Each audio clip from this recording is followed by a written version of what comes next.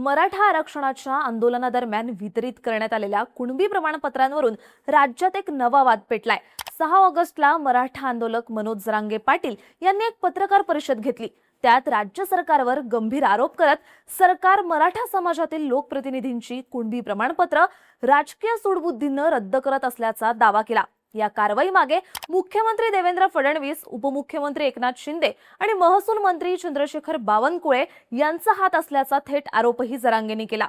जरांगेंनी यावेळी ज्यांची प्रमाणपत्र रद्द झाली आहेत त्यांचे दाखले दिले आणि हे सगळं जाणून बुजून मराठा समाजाची नाकाबंदी करण्यासाठी सुरू आहे असा दावा केला। पण सरकारकडून या कारवाईमागे कोणताही राजकीय हस्तक्षेप नाही असं सांगण्यात आलं। पण तरीही जरांगेंनी आपले आरोप कायम ठेवले। पण मुळात ही कुणबी प्रमाणपत्र रद्द का झाली, हे प्रकरण नेमकं काय आहे, कुणबी प्रमाणपत्रे रद्द होण्यामागे कोणती कारणं दिली जात आहेत आणि खरंच राज्य सरकारचा यात हस्तक्षेप आहे का, सविस्तरपणे जाणून घेऊया या व्हिडिओच्या माध्यमातून। नमस्कार, मी रुचिता आणि तुम्ही बघताय बोलभिडू। सुरुवातीला मनोज जरांगे यांनी नेमके काय आरोप केलेत ते समजून घेऊया।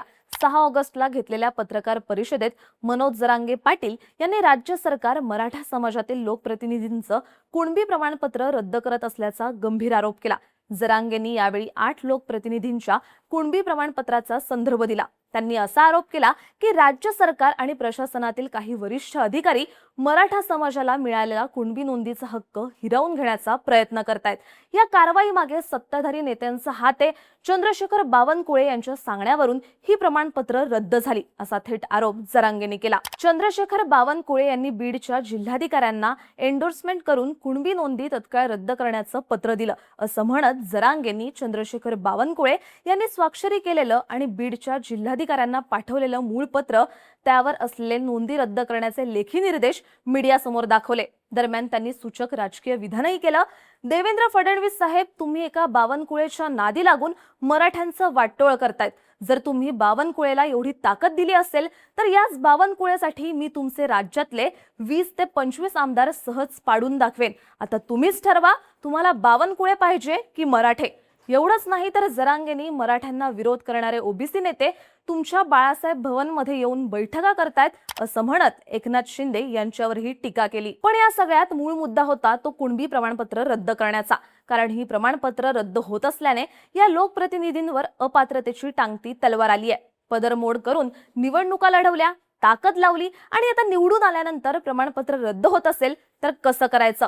विषय फक्त पैशांचा नाही तर विश्वासार्हतेचा सुद्धा आहे। त्यामुळेच मराठा समाजाचं राजकीय खच्चीकरण करण्याचा हा प्लॅन आहे का, असा आरोप होऊ लागला। पण त्यानंतर मनोज जरांगे पाटील यांच्या आरोपांची पडताळणी करण्यात आली। दिव्य मराठीने या प्रकरणाची सखोल पडताळणी केली आणि त्यानंतर स्पष्ट झालं की कुणबी प्रमाणपत्र रद्द होण्यामागे कोणताही राजकीय हस्तक्षेप नाही, केवळ प्रशासकीय त्रुटी आणि नियमांचं उल्लंघन हीच कारणं यामागे आहेत। आता जरांगेंनी ज्यांचं प्रमाणपत्र रद्द केले असा आरोप केला त्यातल्या 4 जणांचं प्रमाणपत्र नेमकं कशामुळे रद्द झालंय ते बघू।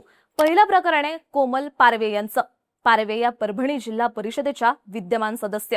त्यांनी पूर्णा तालुक्यातील गौर जिल्हा परिषद सर्कलमधून राष्ट्रवादी काँग्रेस अजित पवार गटाच्या तिकिटावर निवडणूक लढवली होती आणि त्या विजयी झाल्या। मात्र जात पडताळणी समितीनं 24 जुलैला त्यांचं मराठा कुणबी जात प्रमाणपत्र अवैध ठरवल्यानं त्यांचं जिल्हा परिषद सदस्यत्व धोक्यात आलंय। कुणबी जातीचा दावा करताना त्याला पाठिंबा देणारा कोणताही वैध पुरावा किंवा वंशावळ सादर केली नसल्यामुळे त्यांचं जात प्रमाणपत्र रद्द करण्यात आलं असल्याचं स्पष्टीकरण देण्यात आलंय। दुसरं प्रकरण आहे छत्रपती संभाजीनगरच्या ज्योती दहीहंडे यांचं। दहीहंडे या छत्रपती संभाजीनगर जिल्हा परिषदेच्या सदस्य। त्यांनी जिल्हा परिषदेच्या गोलटगाव गटातून प्रहार जनशक्ती पक्षाकडून निवडणूक लढवली होती आणि विजयी झाल्या। वडिलांकडील रक्ताच्या नात्यातील कुणबी जातीचं महसुली अथवा शालेय पुरावे सादर न करू शकल्यानं ऑगस्ट 2026 मध्ये त्यांचं प्रमाणपत्र रद्द करण्यात आलं। तसेच प्रशासनाकडून उर्दू भाषेतील कागदपत्रांमधील नावावर देखील आक्षेप नोंदवण्यात आलाय असं सांगितलं जात आहे। तिसरं प्रकरण आहे रेखा आंबोरे यांचं। त्या बीड जिल्ह्यातील माजलगाव नगरपालिकेच्या विद्यमान नगरसेविका। त्यांनी माजलगाव मधल्या वॉर्ड क्रमांक 1 मधून राष्ट्रवादी काँग्रेस अजित पवार पक्षाकडून निवडणूक जिंकली होती। त्यांनी सादर केलेल्या मोडी लिपीतील वंशावळीच्या नोंदी अस्पष्ट असल्यानं जात पडताळणी समितीनं आक्षेप घेतला होता। जात पडताळणी समितीचं म्हणणं होतं की आंबोरे यांनी चुकीच्या पद्धतीने दाखला मिळवलाय, त्यानंतर ऑगस्टमध्ये समितीनं त्यांचं प्रमाणपत्र रद्द करून जप्त केलं. तर चौथं प्रकरण आहे गंगापूरच्या वर्षा गायकवाड यांचं. त्या छत्रपती संभाजीनगर जिल्ह्यातील गंगापूर नगरपालिकेच्या विद्यमान नगरसेविका. त्यांनी नगरपालिकेची निवडणूक कुणबी प्रमाणपत्राच्या आधारे आरक्षित जागेवरून लढवली होती. प्रशासनानं त्यांचंही कुणबी प्रमाणपत्र रद्द केलंय. यामागे त्यांच्या प्रमाणपत्रावर जिथे कुणबी अशी नोंद होती तिथे खाडाखोड केल्याचं जात पडताळणी समितीच्या तपासातून समोर आलंय. म्हणजे चारही प्रकरणांमध्ये कागदपत्रात त्रुटी असल्यामुळे प्रमाणपत्र रद्द झाली आहेत. मनोज जरांगे पाटील यांनी उपस्थित केलेली ही प्रकरणं थेट निवडून आलेल्या लोकप्रतिनिधींची आहेत. या उमेदवारांनी आपलं कुणबी प्रमाणपत्र काढून आरक्षित जागांवर आपले उमेदवारी अर्ज भरले होते. त्यानंतर हे चारही उमेदवार या जागांवरती निवडणुका जिंकले. मात्र जात प्रमाणपत्र पडताळणीत हे लोकप्रतिनिधी अपात्र ठरल्यामुळे त्यांची पदं आता धोक्यात आली आहेत. जरांगे यांनी आरोप केलाय की सरकारनं मराठा समाजाला कुणबी दाखले तर दिले, मात्र आता राजकीय दबावापोटी स्थानिक निवडणुकांवर प्रभाव टाकण्यासाठी जाणीवपूर्वक त्यांचे दाखले रद्द केले जात आहेत. पण जरांगे आपल्या आरोपांवर ठाम आहेत. त्यांनी आणखी एक प्रकरण पुढे आणलं. पांडुरंग बोडखे यांची उर्दू लिपीतील नोंद सापडली. त्याचं ट्रान्सलेशनही दिलं. संजय बोडखे यांना कुणबी प्रमाणपत्र मिळालं, पण आता त्यांच्या मुलांना जात वैधता नाकारली जाते. मराठ्यांची पोरं सुखाने शिकायला लागली आहेत, ते तुमच्या डोळ्यात का खुपतंय असा सवाल जरांगे यांनी विचारला. पण लोकप्रतिनिधींची प्रमाणपत्र रद्द होण्याच्या प्रकरणात कागदपत्र आणि कायदेशीर बाबींमध्ये असलेल्या कमतरता हेच कारण असल्याचं पुढे आलंय. आता या सगळ्या प्रकरणावर चंद्रशेखर बावनकुळे यांनी माध्यमांशी बोलताना सांगितलं की जात पडताळणी समिती ही पूर्णपणे स्वायत्त संस्था आहे. तिच्या कामकाजात किंवा निर्णयांमध्ये राज्य सरकार, मुख्यमंत्री किंवा कोणताही मंत्री हस्तक्षेप करू शकत नाही.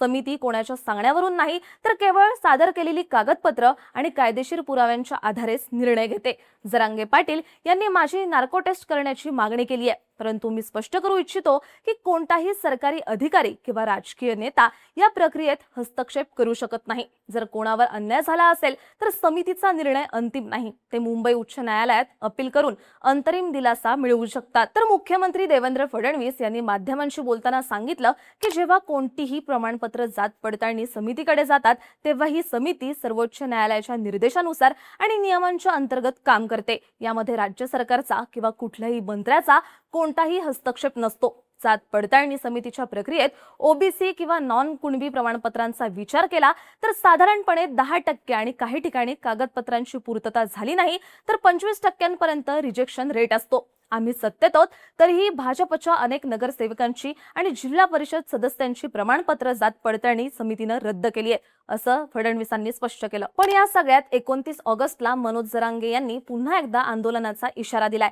सरकारला 28 ऑगस्ट पर्यंत अल्टिमेटम देत 58 लाख कुणबी नोंदींची तत्काळ अंमलबजावणी, जात पडताळणीतून रद्द केलेली प्रमाणपत्रे पुन्हा वैध करणे यासोबत 10 प्रमुख मागण्या ठेवल्यात. थोडक्यात सांगायचं तर मनोज जरांगे राज्य सरकारवर कुणबी प्रमाणपत्र रद्द करण्याचा आणि राजकीय सूडबुद्धीनं कारवाई करण्याचा आरोप करतायत. मात्र सरकारचं म्हणणं आहे जात पडताळणी समिती आणि सर्वोच्च न्यायालयाच्या निर्णयामध्ये राज्य सरकार कोणताही हस्तक्षेप करू शकत नाही. या सर्व प्रशासकीय कागदपत्रांच्या आधारे स्पष्ट होणाऱ्या गोष्टी आहेत. तर पडताळणीमध्ये आढळलंय की ही प्रमाणपत्र कायदेशीर बाबींमुळे रद्द झाली आहेत. पण तुम्हाला या सगळ्या प्रकरणाबद्दल काय वाटतं? तुमची मतं आणि प्रतिक्रिया कमेंट्समध्ये नक्की सांगा. आणि अशाच माहितीपूर्ण व्हिडिओसाठी बोल व्हिडिओच्या YouTube चॅनलला सबस्क्राईब करायला विसरू नका.